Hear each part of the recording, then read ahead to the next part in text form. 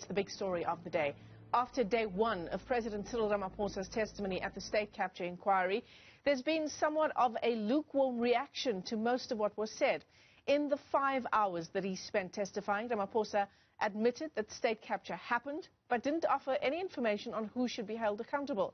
South Africa is hoping for more detail when he returns to the stand today. So on this special edition of the AM Report, we continue to unpack yesterday's testimony and to examine where evidence leaders should focus their questions next. With us in studio is senior investigative journalist at Corruption Watch, Valencia Talane, and political commentator Makhosini Mgitywa. They both join us in studio for what will hopefully be a more eventful day today. Welcome to both of you. Thank you for coming in. Valencia, I want to begin with you and start with the question around whether we got anything really meaty out of what the president had to say in his testimony yesterday. Unfortunately, the short answer, I would say, is no. For the simple reason that even though he had a lot of time and a lot of opportunity to expand on, like you said earlier, accountability within the party and things like that, he has not really taken us into his confidence and done that. So, and I think... Valencia, sorry, I'm going to interrupt you there. We seem to be struggling with our connection to your microphone for just a moment while we try and sort that out. Yeah. Makhosini, I want to bring you in there because, you know, one of the issues that the Sowetan is leading with this morning, as we look for the meaty components of the president's testimony, is that it was in 2017 at the party's elective conference that the ANC first decided to, one, acknowledge the phenomenon of state capture, and secondly, to back investigations to it. That was 6 years after the phenomenon of state capture first emerged. That's something quite profound. You know, what came to my mind yesterday when I was watching the president is that on one hand, he came across as a sharp contrast to his predecessor. His predecessor would have appointed the commission. Even the Deputy Chief Justice that he has a problem with would have been appointed by him. You know, the commission that he appointed, he is casting aspersions on it and making it clear that he's not going to appear there. Whether he has good reasons or not, that is not what I'm focused on now. But on the other hand, the person who did not appoint the commission, who finds himself president of the country and president of the republic, gave us an impression that he's out there trying his best to assist the commission, or as a friend of the commission, as it were. But on the other hand, he is presiding over the political party that has gotten us into the mess that we are in now as a country. And so in that sense, he appeared a little bit like a snake oil salesman, someone who is selling something that is toxic but is making it look good. So he came across very well to people who like him and people who believe in him, that is fighting against corruption. But for some of us who are worried about the root causes of corruption and what is it that we can do to get out of this, we did not get enough substance out of that. I think one of the conversations that as South Africans we shall have to have is the conversation about how we elect our leaders as a country, and how does the ANC elect its leaders as a country? Because, you know, the majority of the people who should be supporting their political parties so that their political parties can fight for their agendas, those people do not have the money. Most South Africans are poor, they're unemployed. So they can't fund their political parties like it happens in the United States, for example.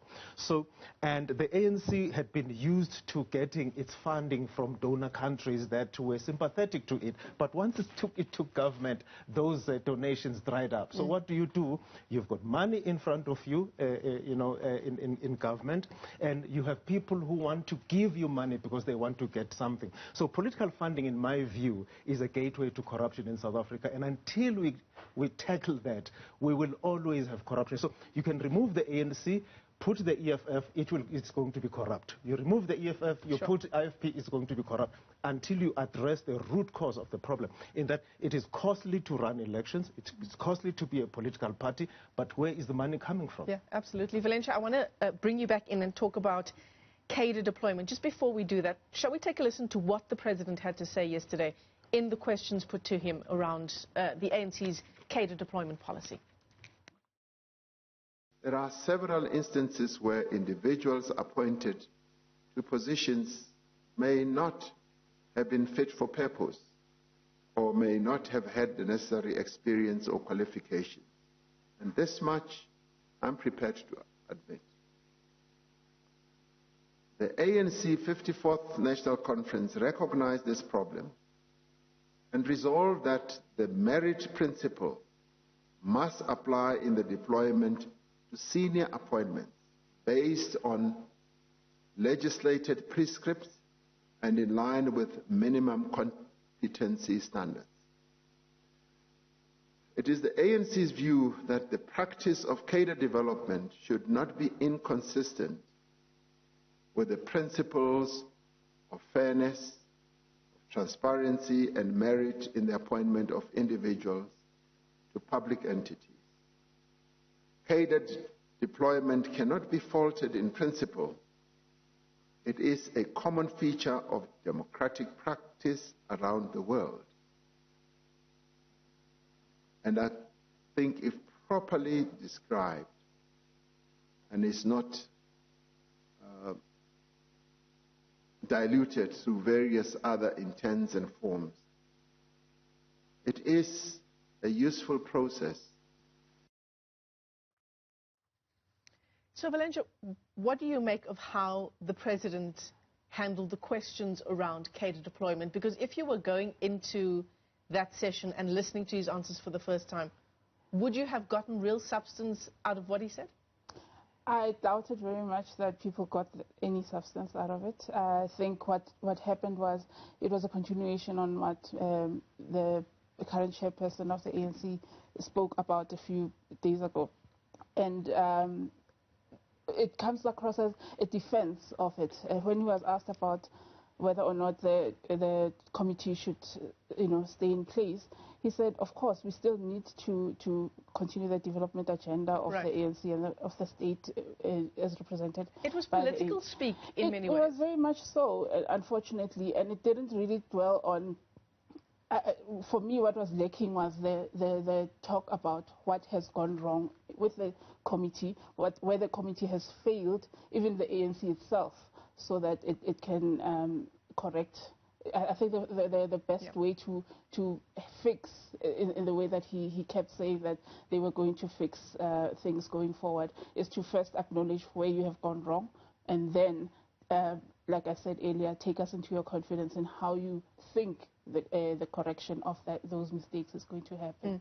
Makhosini, when we were building up to the president's day one at the inquiry yesterday, his critics and his detractors obviously would have wanted the seat he was sitting in to be more of a hot seat, for the evidence leaders to really get in there and to probe the big issues facing us as we continue to try and understand and unpack the phenomenon of state capture.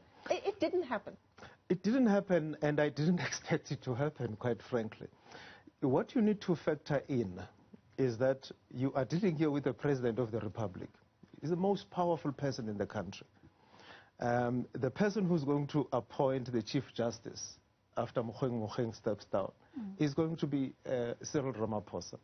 I don't know if Deputy Chief Justice Zondo is interested in that position or not. But even with the evidence leaders, the president is a very powerful individual. He can change your life for better or worse. And when you deal with him, you will not expect the kind of fireworks that you expect when other people are at the hot seat. But also, he came there sort of in a better position than his predecessor, because there hasn't been that many allegations against his person as there has been against the former president. I was disappointed, but I'm hoping that today, maybe they'll turn the screws on a little bit, but don't expect, fireworks. That is not going to happen with the President of the Republic. I think people still show some deference to the office that he holds, regardless of what they may think about him as a person. Yeah. So as you talk about the issues around the allegations that Cyril Ramaphosa has faced versus his predecessor, immediately what comes to mind is Bosasa, what has become a poison chalice around the president's neck. He probably regrets the day he ever would have taken money from Bosasa. Again, on that score, what did we hear the President say yesterday? Except for the fact that the Deputy Chief Justice said, remember, we're going to talk about this, prepare yourself. He was prepared on a lot of topics. He was prepared on quite an extensive list of things to expect today. But on the Bosasa issue, again, it was glossing over the real issues, I think. It wasn't really taking accountability once again. It happens. We take money from companies that have contracts with the state, but we only find that out later when we're told this money that you used for your election campaigning actually came from a company that is already making, it's millions, if not billions, with the state. So it was pretty top level. He didn't, again, go down into how he, as Deputy President of the party and of the country, of course, for all those years, viewed the situation with Bosasa and how accountability should be shared among the leadership. Yeah. Makhosini, I want to talk to you about the optics of what's unfolding in the ANC. Over the past 24 hours, Supra Mahumapelo is now suspended for 5 years from the party. The step-aside resolution is supposedly kicking in tomorrow when those accused of corruption facing charges need to step aside. The deadline apparently is tomorrow, among them the Secretary General of the party. The optics of that on the one hand versus the President taking the stand at the state capture inquiry, for me it works in the favor of the President and the party? Yes, I think, look, President Ramaphosa, some time ago, I think it was in 2017, I wrote an article. He said sometimes people take Ramaphosa for granted, I think because of his demeanor, and people think that, he's soft, he's weak, and all that. He may display weak leadership, but as a person, he's not weak. He's actually a very shrewd person, some might say ruthless person. So I think he is systematically dealing with his opponents within the organization. Because when he took over in 2018, he could have just, after being elected president of the ANC and becoming president of the Republic, he could have just taken the power that the Constitution of the Republic gives him as the president to do whatever he wanted to do. But instead, he chose the option of, coalescing everybody in the ANC around him, this notion of, this phantom unity that they talk about. So I think he has systematically worked on his opponents to the extent now that I think Ace Magashule is weakened. I'm not saying he's down and out. I'm just saying he's weakened. And I think, with people like Supra Mahumapelo being dealt with the way he was dealt with. I mean, we're talking about a former premier here and a former chairperson of a province. For him to be suspended and be sent, just see how sick their sense of humor is. They sent him to be mentored by not Jacob Zuma, but Thabo Mbeki. So you can see that he is gradually, getting into the position and finding its power and exercising its power. But with that comes the responsibility that he is the person who should lead in turning the organization around, ridding it of corruption and making sure that you remove corruption even in the state. Let's look at the facts. Let's ignore what he says for now. Under Cyril Ramaphosa's watch, people stole money for COVID, for PPE. You have, rich politicians and government officials who drive these big cars that sound like the devil snoring, stealing,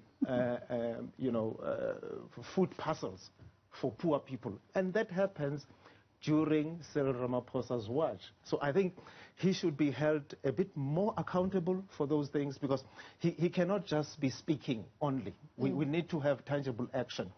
If people steal money that's meant for COVID relief during a pandemic, what would satisfy us is seeing the hawks picking those people almost on a daily basis. We want to see a queue of them at court to be prosecuted. We're not seeing that.